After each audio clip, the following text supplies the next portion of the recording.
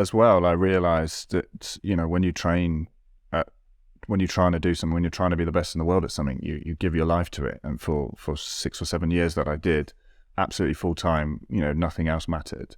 To then step away from that and to have all this knowledge that is then just going to sit and do nothing seemed like quite a waste. And then doing a bit of coaching, I realized that was an opportunity to pass on this knowledge to other people, and that was really rewarding. And as much as I did coaching to get a bit of extra money, I actually really enjoyed more the ability to use this information and not feel like it was wasted. And like we said, with coaching, that's limited to who you're talking to. So with this format, hopefully there's no limit to who can listen. And we'll definitely, like I said, because we're into this sport and we enjoy it, then we'll just keep doing what we like listening to, and hopefully that will be what other people enjoy as well. Absolutely. And I've actually stepped away from rowing a few years after I finished my career, and then you brought me back to coach with you at Keeble. And honestly, having that team of 60 athletes, including maybe 30 novices who we had to teach how to row from scratch, and watching them progress and get tons of PBs and improve and catch that rowing back, kind of almost reignited that love for rowing, which it's hard because sometimes when you finish, you don't know whether you love the sport or you hate it. You don't really know what to think about it because you just spent so many sessions ending yourself.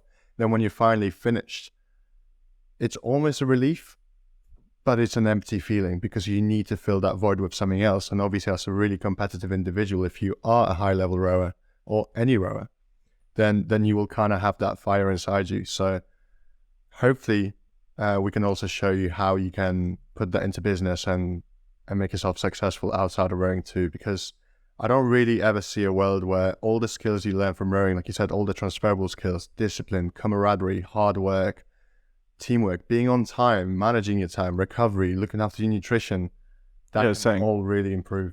Setting a standard really and maintaining it. And I remember not long after I finished rowing, I was speaking to a friend of mine, Ed Cordwell, a really good mate. I like him. Shout out. He'd started working for Virgin racing team in London, and he had been put in charge of hiring, and he'd had a couple of interviews, and he was saying to me, he's like, I've had this interview booked, and half an hour after it was supposed to start, I get a text message from a guy who says, "Oh, sorry, I'm late. I'm in traffic." And he's like, I don't get it. And I said, we kind of realized talking about it, we're like, yeah, it's because we've just spent 5, 6, 7 years in an environment where every single person around you is ready to bite their own arm off to get one step ahead of you. They are clawing at the walls. They are all turning up early. Everyone's doing those extras. Everyone's looking at nutrition. Everyone's sleeping at night. And, you slip up for 1 second, there's someone ready to take your seat off you.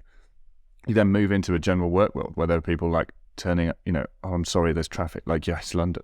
No shit. If you can't turn up 10 minutes early to your job interview, you failed.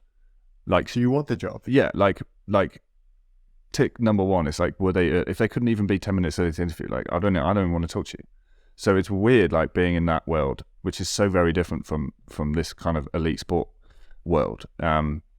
So again, talking about transferable stuff, it's funny when you go out there, but there's so much to be learned from having all these competitive people, these ultra competitive people, all in one place. I remember I was on can't remember if it was a pre-Worlds camp or I think it was just an under-23 development week, and it was a pretty tough camp. We were all pretty tired, and towards the end of it, we had a cross-training session, and the coach, Pete Shepherd, said, we'll all just go and play a game of football. And I was like, oh, this will be a session off, right? We're not going to do anything here. And then he said, oh, by the way, I'm busy, I can't come down, so you guys are just going to have to go off and organise yourself. So we all drove to the field, and everyone got out, and we were tired, and everyone was like, yeah, no, we're not doing anything here. Inevitably, within 5 minutes of the game starting, all of a sudden, it's on. There's flying tackles going in everywhere. It's just one team goes 2 ahead, and all it takes is to put a bunch of rowers in a room together, and shit just starts to get crazy. Yeah, so that's the interesting mentality that isn't necessarily all over the place, and then that's not something that you just have inside you. It does develop slowly over time, but it's really funny. Even when you're exhausted, even when you think, oh, I'm going to sit this one out, that competitive mentality just comes through. Certainly. And also, it's good to be competitive against each other because it makes you stronger as a team. And what you said in rowing, you have a little mantra called "On time is 5 minutes late." And certainly, like with that interview story, you know, when you were rowing, you had to also take into account potentially 8 other people plus the coach who were in your crew. So if you were late, then you know the entire crew would suffer the consequences of that. So you kind of are more responsible for like what you're doing, and you can see how your actions can affect team's performance. Yeah, we talked how being in that environment is what pushes you to be your best. And I think we said before, you know, no one's ever set a world record without a crew really close behind you. You need those people close behind you to keep pushing you on, and just having those people to fight against, and you all just turning the ratchet and getting better and better and better and better.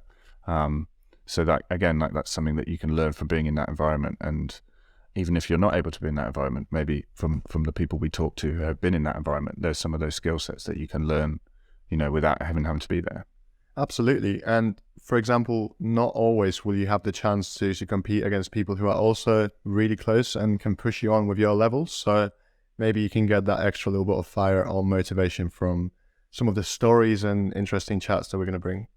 Yeah, definitely. Try and bring some of the fun, and it's not all horrific grind. There's fun bits in it as well, and you wouldn't do this if you didn't love it, and you couldn't do it if you didn't love it. That's true. I think ultimately, if you want to be really good at something, you have to choose something you love to start with, and then if you love doing it, you know, you can do it to a higher and higher level. And no one loves what they're doing every day. There are always difficult days, but in the long run, one of the things I'm most happy about my rowing career, looking back, is that I gave it everything. You know, I really absolutely put everything in for that time that I was there. And I get asked a lot, having since retired, you know, are you going to row again? Do you want to row again? I was like, you know, I did that. I did 100%. You know, I gave everything else up, and I did it. And I feel quite confident or happier to walk away from that, knowing that there's nothing more I could have done.